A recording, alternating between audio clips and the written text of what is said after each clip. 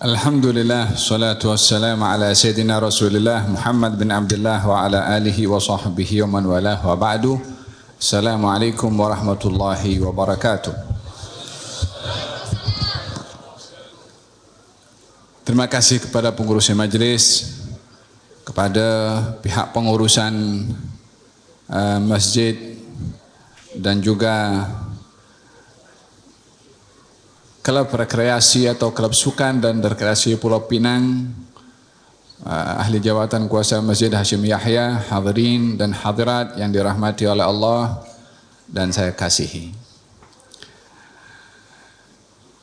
Kita bersama-sama berkumpul pada malam hari ini di rumahnya Allah Subhanahu wa taala untuk bersama-sama kita bertafakkur dan bertadzakur akan nikmat yang Allah Subhanahu wa taala berikan kepada kita. Nikmat yang saya maksudkan di sini adalah nikmat sehat dan nikmat afiah. Karena kita sekarang ini anjurannya daripada klub sukan, orang bersukan untuk cari sehat.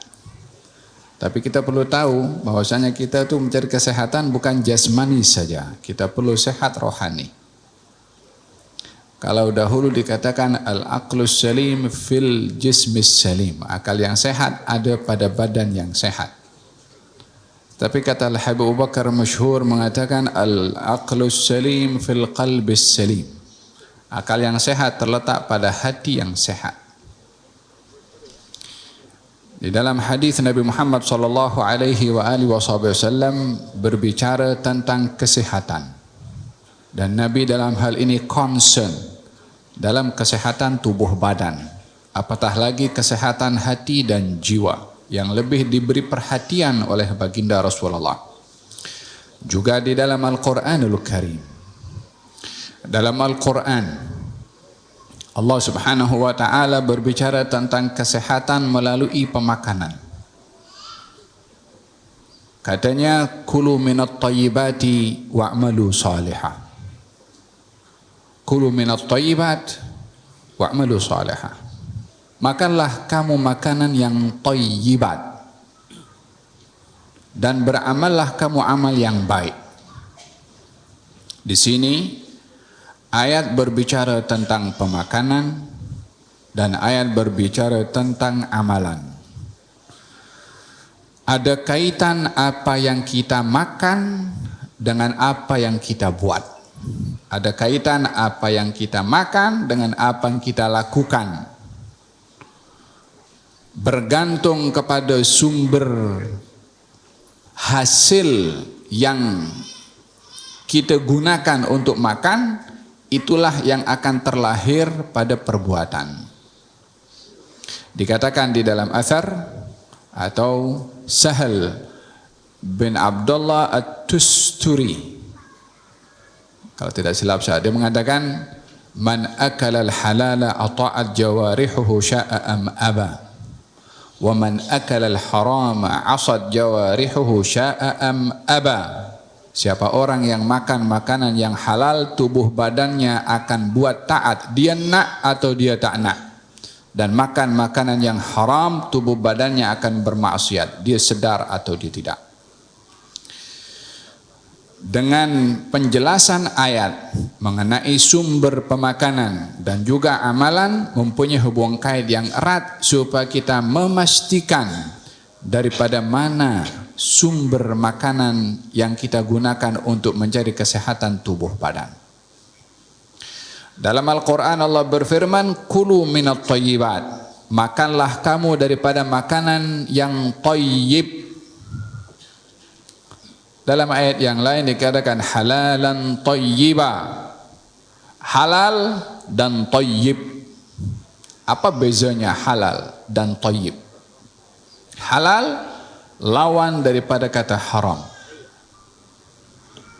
Thayyib bermanfaat dan bukan makanan yang tidak bermanfaat walaupun halal. Setiap makanan yang halal belum tentu bermanfaat. Tapi kalau makanan itu bermanfaat pasti halal. Contohnya, Orang ada penyakit diabetes, minum teh tarik gulanya 5 sudu. Gula itu halal, tapi tidak thayyib bagi orang yang ada masalah itu, sebab dia memudaratkan dan bukan memberi manfaat. Orang yang ada masalah-masalah tertentu, yang tak boleh makan daging kambing, hukum makan daging kambing halal, tapi tidak baik bagi orang yang ada masalah dengan makan daging kambing. Maka dalam hal ini Al-Quran menyatakan bila ingin makan halalan thayyiba, makan yang halal, makanannya itu halal. Kalau binatang sembelihan yang halal, makan yang halal, sumber pembelian adalah sumber yang halal. Mungkin makanannya halal, tapi kalau sumber pembeliannya haram, tak ada makna pada makanan tersebut, disebabkan oleh kerana sumber pembelian, hasil rezeki yang dicari berasal daripada yang haram, maka tiada manfaat pada makanan itu walaupun makanan itu halal. Orang jual nasi kandar, nasinya halal, tapi orang kerja daripada judi, beli makan nasi kandar, nasi kandarnya halal, tapi pembelian sumbernya daripada yang haram, maka tak ada makna pada orang tersebut yang membeli makanan walaupun makanan itu dijual dalam keadaan halal, namun duit yang digunakan untuk membeli daripada sumber yang haram. Baginda Rasulullah sallallahu alaihi wasallam bersabda ketika bercerita tentang masalah hal yang halal dan hal yang haram, al-halalu bayyin wal haramu bayyin wa bainahuma umurun mushtabihat. فمن اتقى الشبهات فقد استبرأ لدينه وعرضه فمن وقع في الشبهات وقع في الحرام كالراعي يرعى حول الحمى يوشك أن يرتع فيه ألا وإن لكل ملك حما ألا وإن حمى الله محارمه ألا إن في الجسد مضغة إذا صلحت صلح الجسد كله wa idza fasadat fasadal jasadu kulluh ala wahyal qalbu. Halal itu jelas, yakni daripada penjelasan syariat Quran dan juga hadis dijelaskan mana yang halal, mana yang tidak halal. Yang halal bukan manusia yang menghalalkan, tapi Allah dan Rasulnya. Tiada sesiapa berhak menghalalkan sesuatu yang diharamkan oleh Allah ataupun mengharamkan sesuatu yang dihalalkan oleh Allah. Halal dan haram hak privasi Allah subhanahu wa ta'ala. Rasul pun ketika menghalalkan dan mengharamkan, itu pun wahyu dari Allah subhanahu wa ta'ala. Tiada siapa yang punya kuasa menghalalkan yang haram ataupun mengharamkan yang halal. La nabi, wala malaikat, wala jin, wala penguasa. Masih, ini hak privasi Allah subhanahu wa ta'ala dalam menghalalkan dan mengharamkan. Sesiapa yang menghalalkan yang diharamkan oleh Allah, ia kekal haram sampai hari kiamat. Yang mengharamkan apa yang dihalalkan oleh Allah, dia halal sampai hari kiamat. Tak ada siapa boleh mengubah hukumnya Allah subhanahu wa ta'ala. Kemudian kata baginda Rasulullah ketika menyebutkan kaitan pemakanan ini, dalam hadisnya itu, yang halal jelas, yang haram jelas. Antara yang halal dan haram, umur perkara-perkara yang syubhah. Tidak jelas halalnya, tidak jelas haramnya. Apa patut kita ambil sikap kepada sesuatu yang tidak jelas hukumnya? Ini halal ke? Ini haram ke? Kata baginda Rasulullah, sebaik-baik mursyid, sebaik-baik murabbi, sebaik-baik pemberi petunjuk, sebaik-baik insan yang menyayangi kepada umatnya, sebaik-baik insan yang menginginkan kebaikan kepada umatnya, dia bagi petuah. Beliau bagi tips menyikapi sesuatu yang tidak jelas supaya kita mengambil tips itu, maka kita pasti akan selamat. Katanya, famanittaqas syubuhat, orang yang dia menjaga dirinya daripada tergelincir kepada hal yang syubhah, maka agamanya akan terpelihara, marwahnya pun akan terpelihara. Artinya tidak melibatkan diri kepada hal yang syubhah, karena orang yang terbiasa melakukan perkara yang syubhah, lama kelamaan dia akan terbiasa melakukan yang haram. Karena yang syubhah lebih hampir kepada yang dilarang. Yang buat yang syubhah mudah untuk tergelincir kepada yang haram. Umpamanya, kata baginda Rasulullah, umpama pengembala kambing mengembala di satu kawasan, ada kawasan di situ berhampiran dengan kawasan terlarang. Yang namanya kambing kalau digembalakan di tempat berhampiran dengan kawasan terlarang, lama-lama kambing itu akan masuk ke kawasan terlarang. Orang yang biasa melakukan yang syubhah, lama-lama dia akan melakukan yang haram. Perumpamaannya, umpama tadi pengembala kambing itu, kata Nabi SAW. Lalu diakhiri hadis itu dengan berbunyi, setiap insan dalam tubuh badannya ada seketul daging.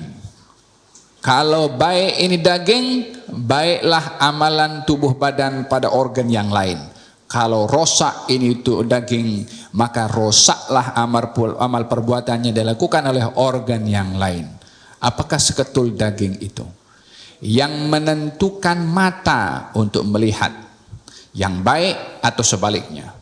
Apakah seketul daging itu yang menjadi pemandu kepada telinga untuk mendengarkan yang baik atau sebaliknya?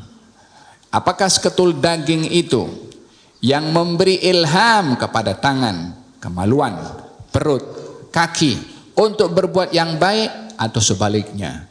Ala wahyal qalbu, yaitu hati. Tubuh badan ini ada dia punya prime minister, dan juga ada rakyat, karena prime minister tak sempurna kalau tak ada rakyat. Takkan dia prime minister pada yang sama dia jadi rakyat juga. Presiden pada tubuh badan ini adalah hati. Rakyatnya mata, telinga, mulut, tangan, kemaluan, kaki, ini semua rakyat. Dengan demikian kata Imam Ghazali ketika membahagikan tubuh badan manusia seperti ini, manusia ini umpama satu negara, ada presidennya, ada rakyatnya. Kalau manusia ini boleh tadbir dirinya, maka semua ini, kalaupun negara yang tak ada prime minister, semuanya berjalan seperti biasa. Pasal apa? Negara sudah terbina dalam diri manusia itu sendiri. Hatinya yang memandu dan memantau serta memberikan petunjuk. Kata baginda Rasulullah, "Tsumma dzakara ar-rajula yutilu as-safar yamuddu yadayhi ila as-sama' yaqulu ya Rab, ya Rab, ya Rab, wa mat'amuhu haram, wa mashrabuhu haram, wa malbasuhu haram, wa ghudhiya bil haram, fa anna yustajabu lah." Nabi menyebutkan seorang bermusafir, panjang safarnya. Biasanya doa musafir itu mustajab, tetapi musafir yang sepatutnya doanya mustajab bila berdoa, tetapi musafir itu kalau berdoa makanannya haram, minumannya haram, pakaiannya haram, yang masuk ke tubuh badannya haram, macam mana doa itu akan dikabulkan oleh Allah? Bagaimana hadis ini menyebutkan kaitan makanan dengan kabulnya doa?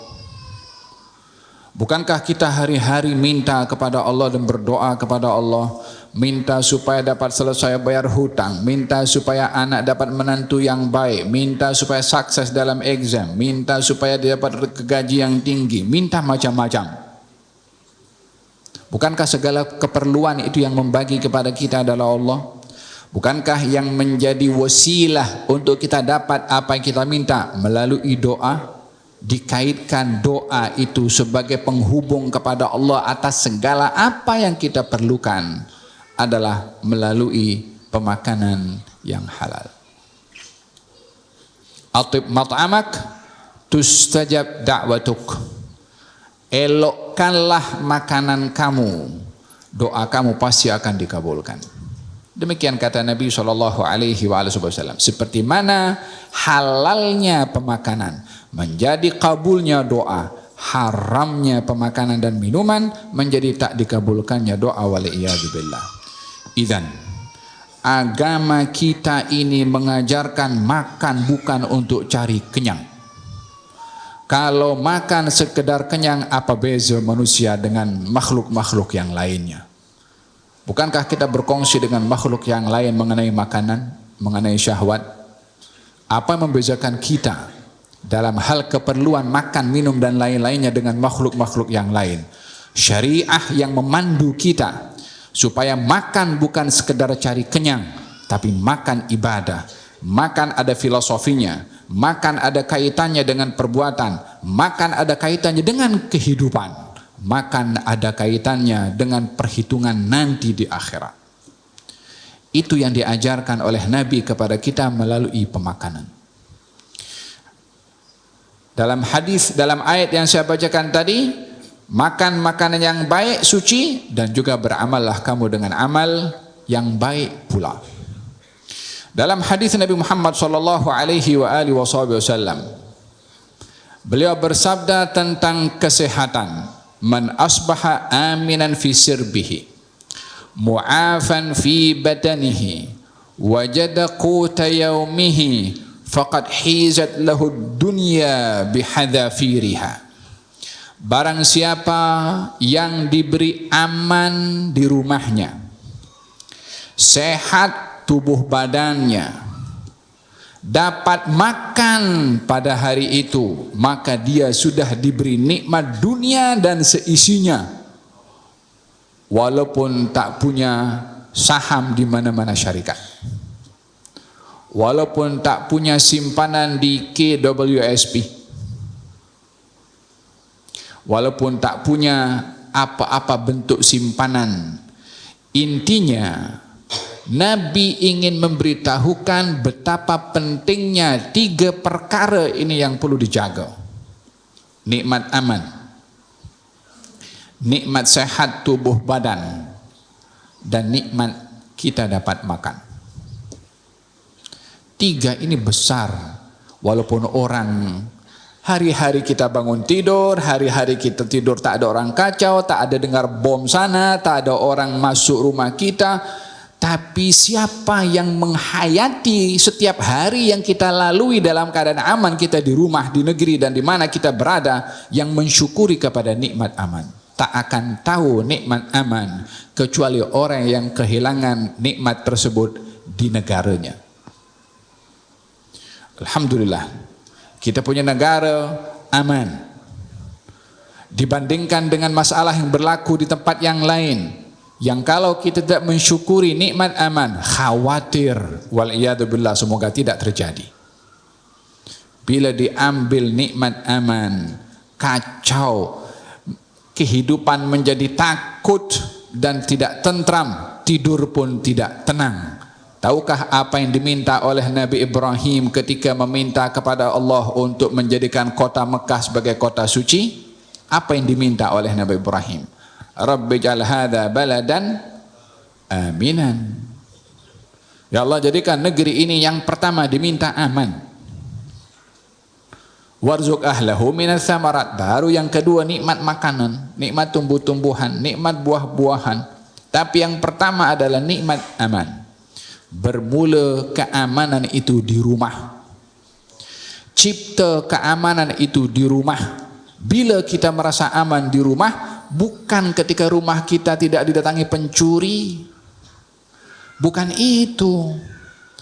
Nikmat aman di rumah ketika tidak ada pertelingkahan suami istri. Nikmat aman di rumah ketika didapati keharmonian dalam rumah pada hubungan pasangan, anak dengan orang tua, suami dengan istri, jiran dengan jiran, itu nikmat aman.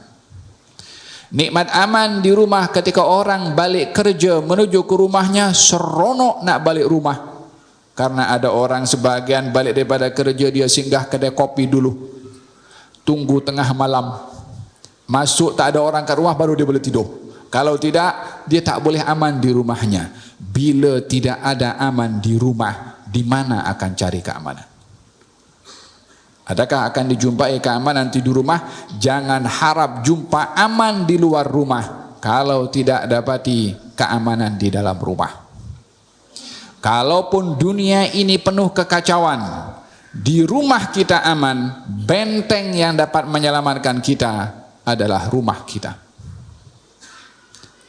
Demikian Nabi bersabda ketika ditanya mengenai fitnah yang berlaku di akhir zaman. Bila masyarakat atau sekeliling ini dipenuhi dengan fitnah yang mengancam agama, pesanan Nabi dalam hadisnya, ihfad lisanak wal yasa'ka baituk. Bila fitnah berlaku, jaga mulut, kunci. Ya, diam itu umpama emas berbandingkan bercakap, yang kadang-kadang orang bercakap akan timbul macam-macam fitnah. As-sukutu salamatun, diam itu selamat. Man kan yu'min billah wal yaumil akhir falyaqul khairan aw liyasmut. Siapa orang beriman kepada Allah dan hari akhirat, cakap yang baik atau keep silent. Dikaitkan diam itu dengan kesempurnaan iman dalam hadis Nabi Muhammad SAW. Katanya, ihfad lisanak, jaga engkau punya mulut, wal yasa'ka baituk, dan sela-sela kamu di rumah kamu dijadikan benteng keselamatan bagi seorang muslim mukmin di saat fitnah berlaku di masyarakat adalah rumah yang paling selamat. Rumah itu akan selamat kalau kita yang create rumah itu jadi selamat. Macam mana? Buat dalam rumah apa yang diajarkan oleh Nabi pada adab-adabnya. Masuk rumah, keluar rumah, mencipta rumah, kata Nabi, jangan kamu jadikan rumah umpama kubur. La Quran dibaca, wala salat ada. Yang ada di dalamnya adalah televisi 50 inci dengan pelbagai macam program-program,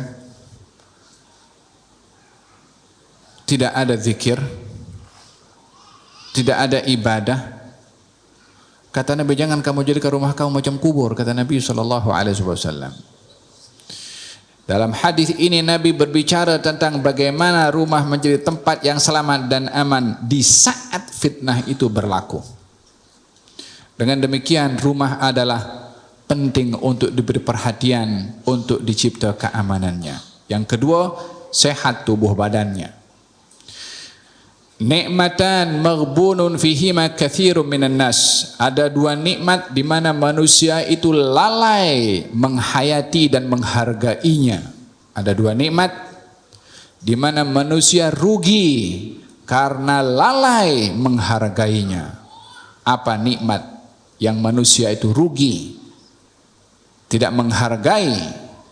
Yang pertama, as-sihhatu wal faragh. Nikmat sehat dan nikmat lapang masa. Setiap aktivitas ibadah yang kita lakukan, kita perlu sehat tubuh badan. Kita nak salat, kita perlu sehat. Kita nak haji, kita perlu sehat. Kita nak puasa, kita perlu sehat. Bila haji orang tidak sehat, maka digugurkan kewajiban haji baginya sampai dia sehat. Bila orang tidak sehat untuk berpuasa, dia boleh menggantikan puasa dengan fidyah karena tidak mampu untuk berpuasa. Berapa banyak ibadah akan terhalang untuk kita lakukan disebabkan oleh kerana tidak sehat. Jadi sehat ini penting. Sehat ini besar nikmat yang diberikan oleh Allah Subhanahu wa taala. Oleh sebab itu baginda Rasulullah sallallahu alaihi wasallam mengajak kepada umatnya untuk menjaga kesehatan. Tidak boleh makan makanan yang memudaratkan kepada tubuh badan. Tidak boleh menggunakan tubuh badan lebih daripada kemampuannya karena ia akan memudaratkan kepada tubuh badan. Tidak boleh seseorang hatta ibadah pun, kalau ibadah itu memudaratkan kepada tubuh badan, ibadah itu pun dilarang oleh Nabi sallallahu alaihi wasallam. Bukankah kita dicipta oleh Allah untuk beribadah? Ya, menjaga kesehatan juga ibadah. Siapa kata ibadah hanya sholat, puasa, zikir dan pergi ke haji? Sehat itu untuk dijaga, itu juga ibadah. Karena tanpa kesehatan macam mana nak beribadah?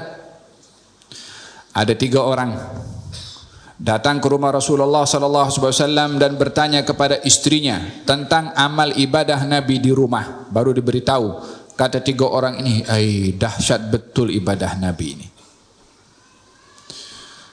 Salah satu daripada 3 itu mengatakan, mula hari ini aku akan bangun malam dan aku tak akan tidur sepanjang malam qiyamul lail. Karena mereka melihat ibadah yang mereka lakukan itu sikit dibandingkan dengan ibadahnya Nabi. Yang satu lagi mengatakan, saya akan berpuasa tak akan berbuka, nak habiskan umur saya dengan puasa saja. Yang ketiga mengatakan, adapun saya akan gunakan ibadah macam-macam, maka saya tak mau disibukkan dengan orang lain. Kahwin pun saya tak mau. Tak mau kahwin. Disebabkan untuk beribadah. Berita sampai kepada Rasulullah. Kata baginda Rasulullah, ama inni la adqakum, saya ini lebih bertakwa daripada kamu bertiga. Saya ini bangun malam, saya juga tidur malam. Saya berpuasa, saya juga berbuka. Saya berkawin. Kamu yang tidak lebih bertakwa daripada saya, nak buat ibadah lebih daripada saya. Faman raghiba an sunnati falaysa minni, yang berpaling daripada cara aku dalam ibadah, maka dia bukan golongan aku, kata Nabi SAW. Idan, ketika ibadah memudaratkan kepada kesehatan, dilarang. Cara seperti itu bukan karena larangan ibadahnya, karena orang itu pada ibadah tersebut memudaratkan kepada diri sendiri. Seorang lelaki jumpa dengan baginda Rasulullah sallallahu alaihi wasallam, tubuh badannya segak. Bertanya beberapa soalan kepada baginda Rasulullah, di antaranya tentang puasa. Kata Nabi sallallahu alaihi wasallam, berpuasalah kamu, puasa sunnah lah maksudnya, 1 bulan 3 hari. Ya Rasulullah, saya mampu lebih dari itu. Kata Nabi, kalau begitu berpuasalah kamu Senin dan Khamis. Katanya Rasulullah, saya mampu lebih daripada itu. Kata Nabi, kalau akan buat juga maka berpuasalah puasa Nabi Daud, sehari puasa sehari tidak. Katanya Rasulullah, aku mampu lebih daripada itu. Kata Nabi, tak ada yang lebih baik daripada itu. Orang itu terus paksakan dirinya untuk berpuasa. Tahun depan jumpa dengan baginda Rasulullah. Didapati badannya kurus kering, mukanya pucat, dalam keadaan lemah. Kata sahabat, ya Rasulullah, engkau tak kenal kepada aku ke? Kalau kata Nabi, siapa kamu? Sampai Nabi tak cam karena keadaannya yang bertukar. Saya yang bertanya dahulu, ya Rasulullah, tentang puasa ini. Kata Nabi, apa dah jadi dan kau punya badan? Aku berpuasa. Tapi akhirnya dia menyesal. Apa sebabnya? Tua lebih awal, lemah lebih awal, di usia yang masih muda, badannya sudah melemah seperti orang tua karena menggunakan kesehatan lebih daripada kemampuan. Kata itu yang mengatakan, andailah saya dengar cakap Nabi dulu, yakni dalam menjaga kesehatan, hatta dalam ibadah itu ada dia punya fasa untuk menjaga kesehatan tubuh badan, walaupun digunakan untuk ibadah.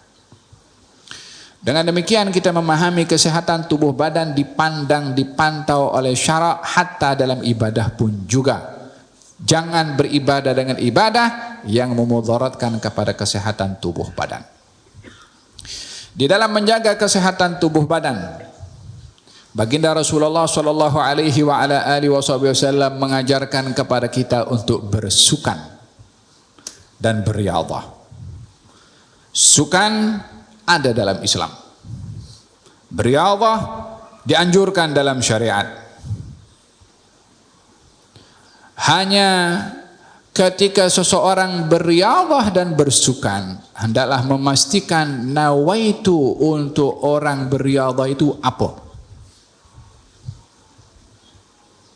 Ada orang berriyadhah takut mati awal. Ada orang berriyadhah supaya nampak segak di hadapan istrinya. Ada orang berriyadhah supaya nampak cergas di hadapan kawan-kawannya. Innamal a'mal binniyat. Amal itu akan dinilai dengan nawaitu.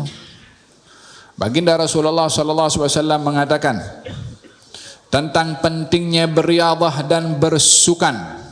Alimu auladakum, ajarkan anak-anak kamu 3 perkara. Yang pertama, as-sibahah, berenang. Kita pun ahli hadis duk pikir berenang. Kolam renang itu di zaman Nabi ada atau tidak? Swimming pool. Air saja susah waktu itu. Tapi Nabi memberitahukan bagaimana manfaat dan khasiat kesehatan yang didapat melalui berenang, walaupun pada waktu itu tidak common ada tempat untuk berenang.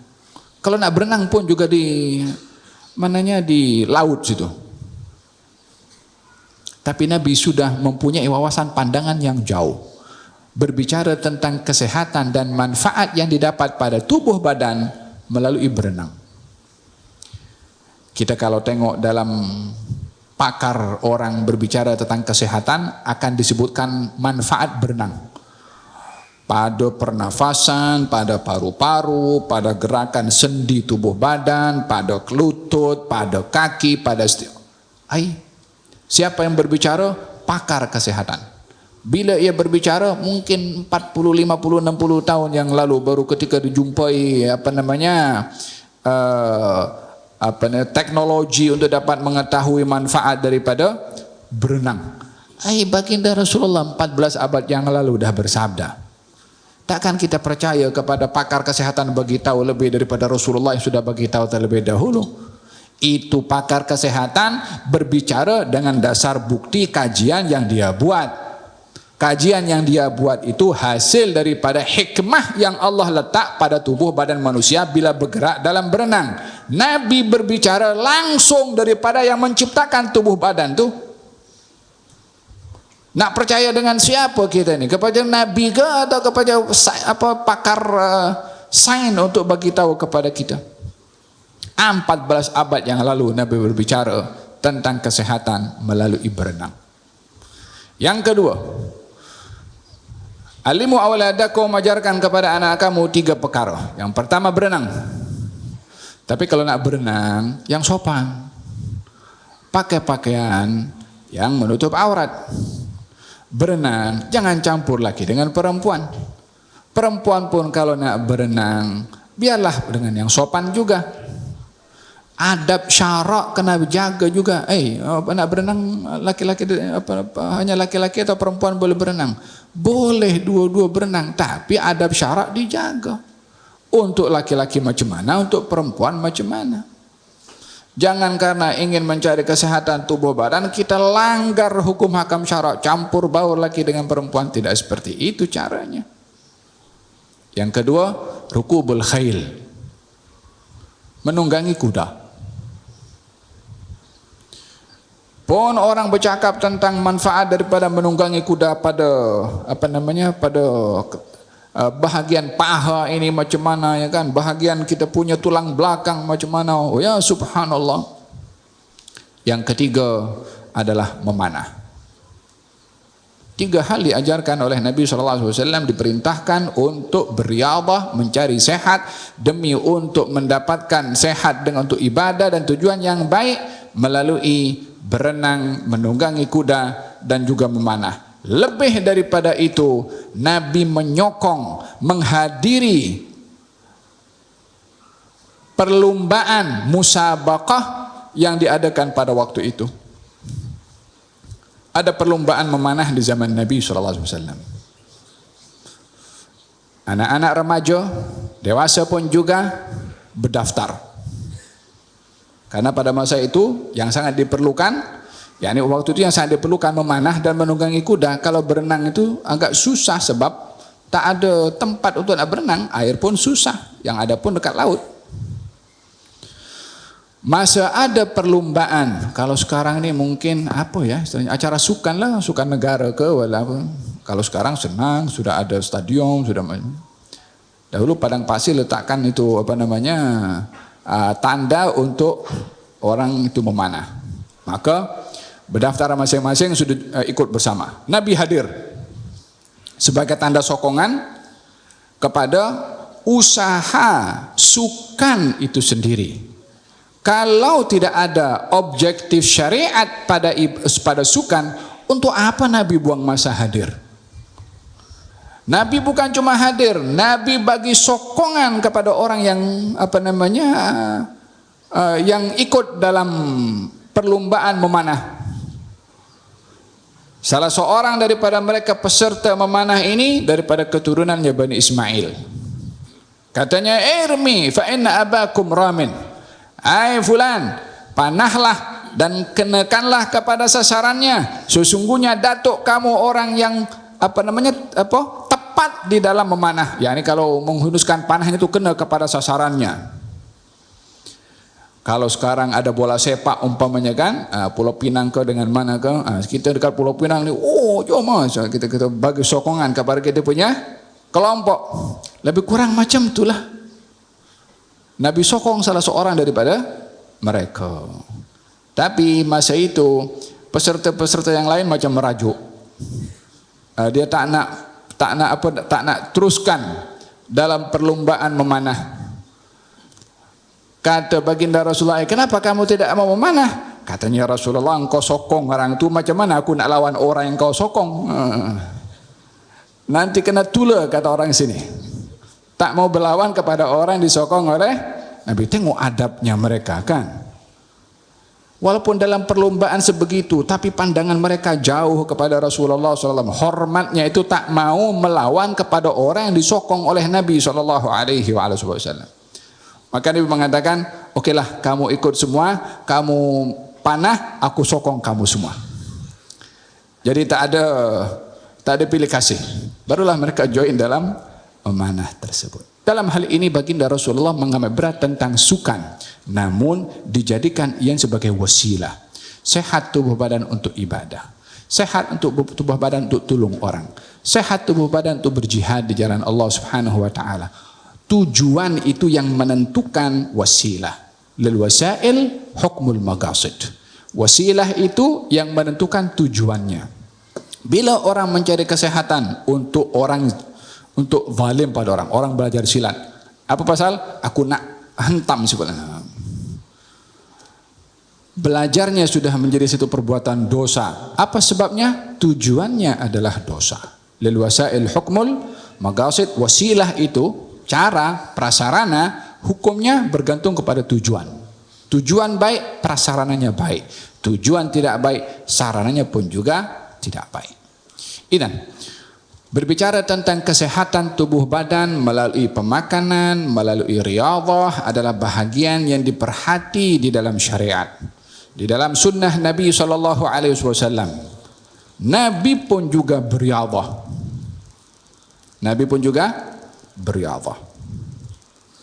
Apa riyadhahnya Nabi SAW? Nabi pernah dicabar oleh seorang bernama Rukana. Namanya Rukana. Tahu itu kalau dekat Jepun ada namanya gulat atau gusti. Sumo. Kalau Gusti juga paham kan? Dahulu ada seorang bernama Rukana. Dia punya tubuh badan itu luar biasa. Kalau pijak di atas satu macam alas tuh kalau nak ditarik untuk jatuhkan Rukana, 6 orang tak boleh nak tarik, nak jatuhkan. Kuatnya dia punya pijakan itu untuk tidak mudah dijatuhkan oleh sesiapa. Champion. Dicabar kepada baginda Rasulullah, kalau kamu boleh kalahkan aku masuk Islam. Kata Rukana, kata Nabi, jom. Dilawan oleh Nabi SAW. Kali yang pertama, dengan cepatnya Nabi itu menjatuhkan Rukanah, menyebabkan Rukanah tak sadar. Ternyata sudah berada di bawah. Katanya sekali lagi. 3 kali dijatuhkan oleh baginda Rasulullah. Kata Rukanah, sihir kamu hebat sangat. Intinya di sini Nabi punya kekuatan tubuh badan yang luar biasa. Baginda Rasulullah beriadah juga dengan istrinya. Ya, kalau kita tengok orang berjalan suami istri kan, Nabi pun juga ada buat seperti itu. Tapi bukanlah mesra-mesra depan orang. Kata baginda Rasulullah dalam hadis dinyatakan, Siti Aisyah meriwayatkan, saya berlumba dengan Rasulullah dalam lari. Yakni dalam satu safar, kaum muslimin sudah ada di hadapan, Nabi bersama dengan istrinya di belakang. Jom kita lumba lari daripada satu tempat ke tempat yang lain. Itu akan jarak tuh. Maka Nabi dengan siapa? Dengan Siti Aisyah. Lumba lari? Ya, lumba lari. Ini kalau nak dibahas bagaimana mesranya kehidupan Nabi dengan keluarganya, macam tadi saya katakan, mencari aman dalam kehidupan rumah tangga adalah mencipta suasana harmoni. Sesibuk-sibuknya orang, tak ada yang lebih sibuk daripada Nabi. Itu pun masih ada masa untuk dengan istrinya dalam hal berriyadhah, exercise. Jom kita lari. Siapa yang lebih kuat daripada Rasulullah? Tidak ada. Ya kan, Rukanah saja dijatuhkan. Tapi ketika lumba dengan Siti Aisyah, Nabi pura-pura kalah. Supaya Siti Aisyah seronok. Hai suami, bikinlah happy punya istri. Jangan nak menang saja dalam segala hal. Ada kalanya kita perlu mengalah untuk bikin gembira. Nabi pura-pura mengalah. Siti Aisyah yang lebih mendahului Nabi, seronok dia. Kali kedua, badan Siti Aisyah sudah mulai membesar, maknanya gemuk sikit. Kata Nabi, jom kita lari lagi sekarang. Nabi menang. Kata Nabi, menangnya aku ini adalah untuk ganti kalahnya aku waktu itu. Komunikasi suami istri seperti ini perlu untuk menghidupkan suasana harmoni dalam rumah dengan adanya komunikasi. Tapi kalau di rumah tak ada komunikasi, ada pun juga dengan nada yang kasar, nada yang tinggi, nada yang tidak sopan, nada yang tidak akhlak, akhirnya lama-lama tak ada komunikasi. Baik diam daripada geram. Siapa kata komunikasi itu tidak menciptakan keharmonian dalam rumah? Justru ketiadaan komunikasi itu yang menyebabkan beku dalam rumah, tegang dalam rumah kalau tak ada communicate. Perlu ada komunikasi. Kata dalam Syama'il Muhammadiyah, di antara yang dimakruhkan selepas sholat Isya itu pembicaraan bicara kosong. Zaman kita sekarang selepas Isya di kedai kopi, kedai macam-macam, sampai pukul 12 lagi-lagi kalau pertandingan bola sepak. Kecuali kata Nabi, pembicaraan keluarga dengan keluarga, suami istri sembang-sembang di waktu malam tidak termasuk yang makruh. Apa sebabnya? Karena di situ ada keharmonian, di situ ada kehidupan sejahtera dengan adanya komunikasi. Sesibuk apapun juga jam kerja, jangan sampai tak ada communicate. At least paling tidak daripada pejabat, hai darling, saya tengok tak, kolah macam tu. Buatlah suasana harmoni dalam kehidupan rumah tangga tu. Dan dalam tunjuk ajar baginda Rasulullah SAW, Nabi pun juga exercise, Nabi pun juga berlomba, Nabi pun juga bersukan, termasuk mengambil berat tentang kesehatan keluarganya. Hadirin hadirat, ini baru kesehatan tubuh badan dan betapa pentingnya kesehatan tubuh badan. Kalau saya ceritakan tentang kesehatan tubuh badan itu, kaitannya dengan doa, kaitannya dengan puasa, kaitannya dengan haji, kaitannya dengan ibadah, kaitannya dengan macam-macam. Kesehatan hati dan jiwa lebih penting daripada kesehatan tubuh badan. Kesehatan hati dan jiwa lebih utama daripada kesehatan tubuh badan. Cukup menjadi satu bukti nyata bahwasanya bila orang itu meninggal dunia, yang hancur tubuh badannya, tapi rohnya tidak hancur.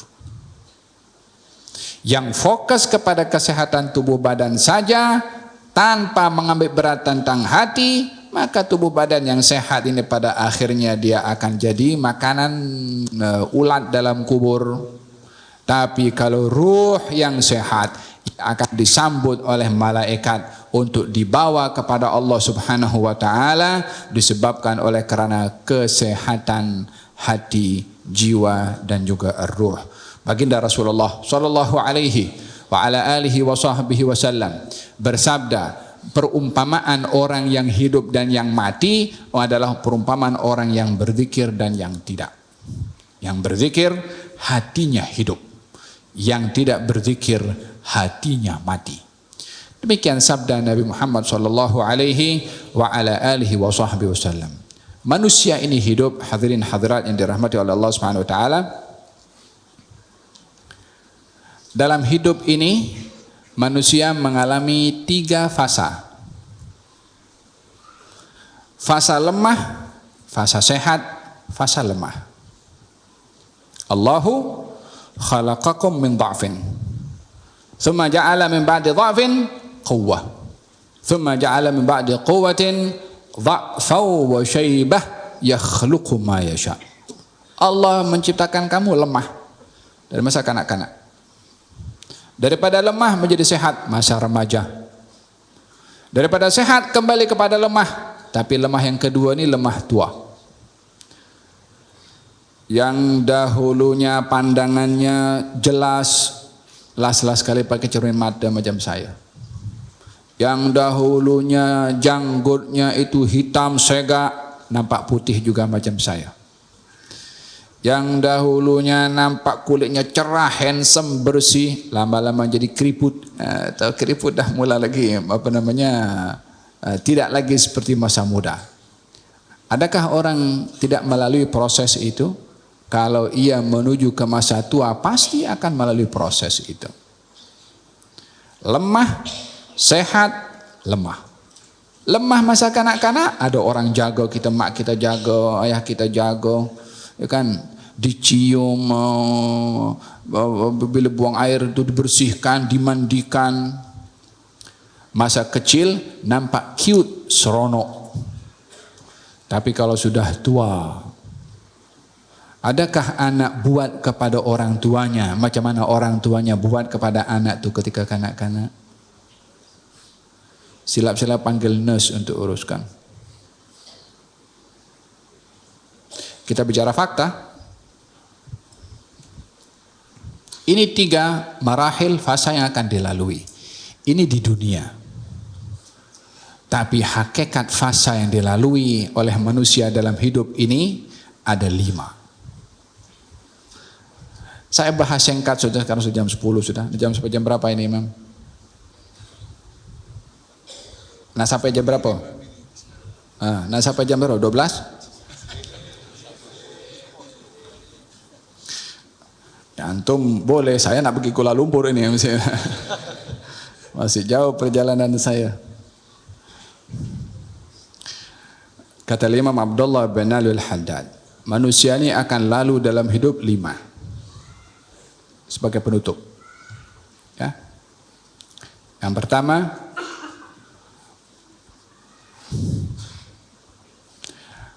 manusia ini berada di alam ruhnya sampai diletakkan dalam kandungan ibunya. Ini umur yang dilalui oleh manusia. Ini kita berbicara tentang kaitan tubuh badan dan sehat ini ya.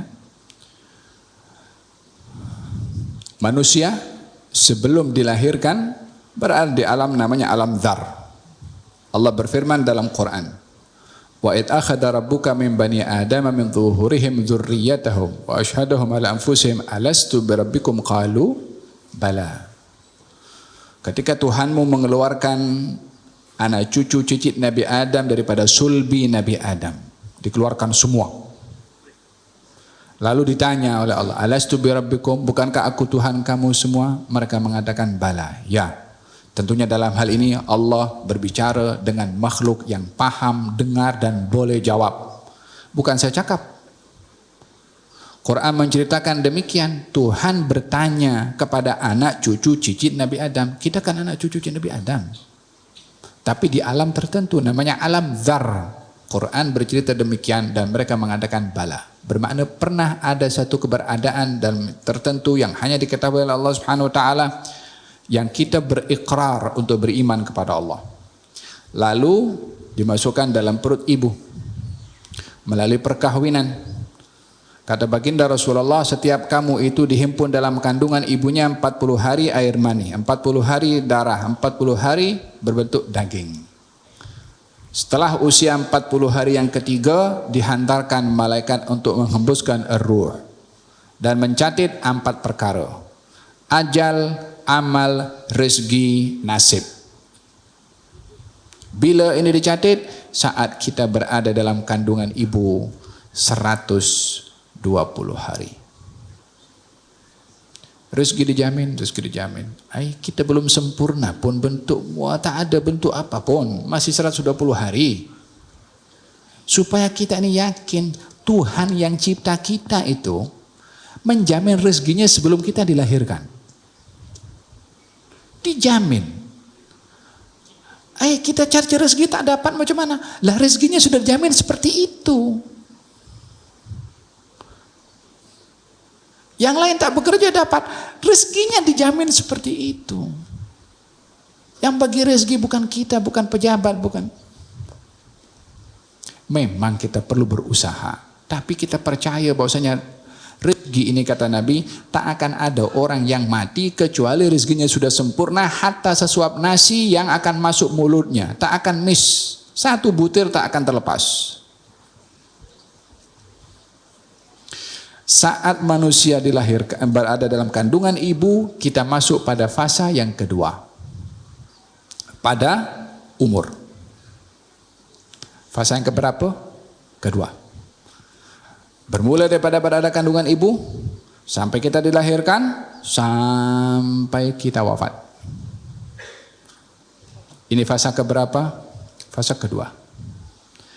Kita sekarang ini berada pada fasa yang kedua.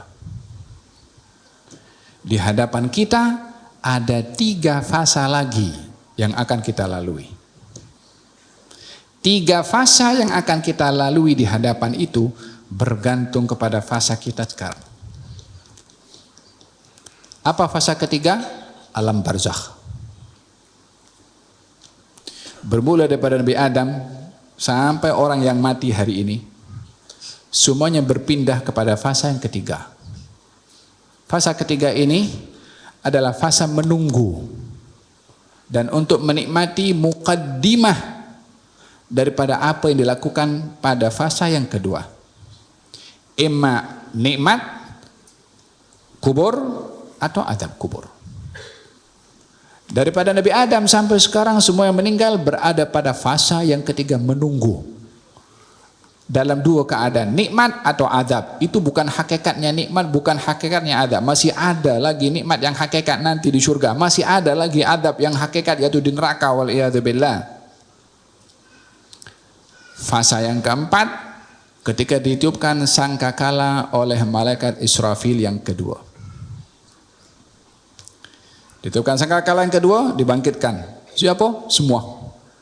Bermula dari Nabi Adam sampai makhluk yang akan dilahirkan di masa yang akan datang yang terakhir, manusia. Semua akan dibangkitkan berada di padang mahsyar untuk melalui proses hisab, proses sirat, proses timbangan, macam-macam proses. Berapa lama itu? Allahu a'lam. Pastinya lebih lama daripada masa di barzakh. Pastinya lebih lama daripada masa kita di dunia. Kita hidup di dunia mau berapa lama? 60, 70. Kata Nabi, amar ummati ma baina 60 ila 70. Umur umat aku 60 dan 70 tahun. Wa qalilun man jawaza dzalik. Sikit yang lebih daripada itu. Yang mungkin ada 80, 90, 100. Semoga yang umurnya 70, 80 diberikan sehat wal afiat dan panjang umur oleh Allah Subhanahu wa taala. Setelah itu kemana dia akan pergi? Pada fasa yang ketiga. Seperti mana sebelum kita yang sudah umurnya sampai 1000 tahun pun seperti Nabi Nuh juga berada pada fasa yang ketiga saat ini. Tanpa terkecuali semua akan menuju kepada fasa itu. Hanya bagi kita umur ini yang begitu singkat 60-70 tahun. Sementara kita ada fasa 3 lagi di hadapan yang setiap fasa itu jauh lebih panjang lamanya perbandingkan fasa 60 tahun 70 tahun di atas muka bumi. Nabi Adam sampai sekarang sudah berapa tahun? Ya Allah wa'alam. Puluh ribu ke juta tahun. Ya Allah wa'alam. Pastinya sudah mulai Nabi Adam sampai sekarang dia masih berada di dalam barzakh. Dan juga nabi-nabi yang lain. Termasuk orang-orang tua kita mendahului kita berada di fasa alam barzakh. Idan kalau fasa di alam barzakh itu panjang, fasa di akhirat panjang, dan fasa yang terakhir di surga, semoga kita termasuk daripada golongan tersebut.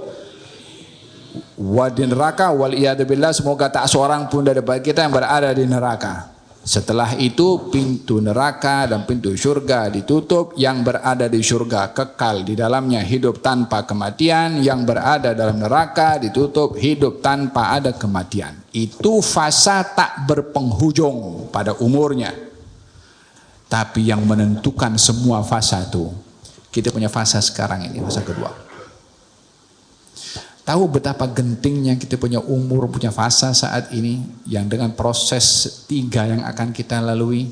Bagi orang yang berakal dia akan mengetahui betapa gentingnya fasa yang kita sedang berada sekarang karena 3 fasa sedang menunggu kita.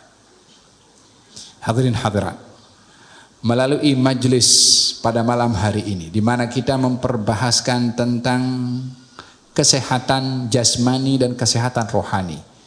Kita perlu menghayati untuk menggunakan kesehatan ini demi untuk menuju kepada 3 laluan fasa yang akan kita lalui. Kita berdoa kepada Allah. Di majelis yang penuh dengan barakah ini, moga-moga Allah beri sehat tubuh badan kita. Allah beri sehat hati dan jiwa kita. Allah beri sehat akal fikiran kita. Mudah-mudahan dengan umur yang diberi oleh Allah dijauhkan daripada penyakit. Jauhkan daripada segala wabak. Dijadikan oleh Allah Subhanahu wa taala akal fikiran kita selamat daripada nyanyuk. Dan mudah-mudahan Allah Subhanahu wa taala jaga kesehatan tubuh badan kita untuk dipergunakan untuk kebaikan dan ketaatan ya rabbal alamin. Dan diberikan umur kita oleh Allah sebaik-baik umur yang diberikan oleh Allah kepada orang-orang yang saleh. Amin. Sebaik-baik manusia yang panjang umur, baik pula amal. Mudah-mudahan kita termasuk daripada golongan tersebut ya rabbal alamin. Mudah-mudahan Allah Subhanahu wa taala berikan kepada kita husnul khatimah. Amin ya Allah. Setelah umur panjang dalam keadaan sehat walafiat. Tidak ditunjukkan oleh Allah hal-hal yang menyakiti hati dan perasaan serta tubuh badan kita. Amin, ya dianugerahkan Allah. Oleh Allah hal-hal yang menyenangkan kita di dunia, di barzakh dan juga di akhirat. Wahai Tuhan yang cipta dunia, wahai Tuhan yang cipta barzakh, wahai Tuhan yang cipta akhirat, wahai Tuhan yang menciptakan segala-galanya, berikanlah yang terbaik kepada kami karena kami adalah hamba-hambamu yang sangat lemah dan tidak sempurna, serba berkekurangan, serba melakukan kesilapan. kalau kami dihukum oleh Engkau ya Allah atas kesilapan yang kami lakukan, apalah kekuatan yang ada pada kami berbandingkan azab-Mu yang begitu dahsyat. Tetapi Engkau adalah Tuhan yang maha merahmati, dan Engkau sendiri berfirman di dalam hadits qudsi, wa rahmati sabaqat ghadabi. Rahmat aku, kata Allah, mendahului murka aku. Ya Allah, kami mohon kepada Engkau dengan firman-Mu yang Engkau berfirman rahmat-Mu mendahului murka-Mu. Kami tidak mampu berhadapan dengan murka-Mu dengan bentuk apapun bentuk murka. Kami tidak mampu. Wahai Zat yang mendahulukan murkanya dengan rahmat, kami mohon dengan rahmat-Mu untuk Engkau tidak murka kepada kami. Engkau rahmati kami, untuk Engkau bimbing kami menggunakan nikmat yang Engkau beri kepada kami, melakukan perbuatan yang Engkau ridai ya Rabbal Alamin. Jadikanlah kami dalam hidup ini, bila kehidupan ini membawa kebaikan kepada kami, berikanlah kami umur panjang. Dan ambillah kami bila kehidupan kami ini justru membawa kemudaratan dan fitnah dalam akidah dan keyakinan kami, untuk kami kembali kepada Engkau ya Rabbal Alamin, ya Rabbal Alamin, ya Rabbal Alamin. Ya Allah, jadikanlah kubur-kubur kami bahagian daripada taman-taman syurga. Jangan Kau jadikan kubur-kubur kami bahagian daripada galian api neraka, dan kubur orang-orang tua kami yang mendahului kami ya Rabbal Alamin, ya Rabbal Alamin, ya Rabbal Alamin. Ya Allah biha, ya Allah biha, ya Allah bihusnul khatimah. Ya Allah yang hadir pada malam hari ini, berikan kesehatan jasmani dan rohani keluarganya, pasangannya, anak keturunannya, dan keluarganya, dan orang-orang yang kami sayangi ya Rabbal Alamin. Amin ya Allah. Jadikan kami golongan orang yang Kau beri kekuatan dalam iman dan keyakinan. Amin ya Allah ya Rabbah. Allahumma inna nas'aluka minal khairi kulli ajilih wa ajilih ma'alimna minhu ma lam na'lam, wa na'udzubika minasyarri kulli ajilih wa ajilih ma'alimna minhu ma lam na'lam. Berkati grup yang menjayakan program pada malam hari ini. Amin, amin. Daripada Klub Sukan dan Rekreasi Pulau Pinang, dan juga pihak daripada Masjid Hashim Yahya yang berusaha untuk menjayakan dan menyediakan tempat majlis pada malam hari ini. Dan berikan keberkatan kepada muslimin muslimat yang hadir dan juga menyaksikan melalui live streaming. Ya Arhamar Rahimin, ya Arhamar Rahimin, ya Arhamar Rahimin. Rabbana hab lana min azwajina wa dhurriyyatina qurrata a'yun waj'alna lil muttaqina imama.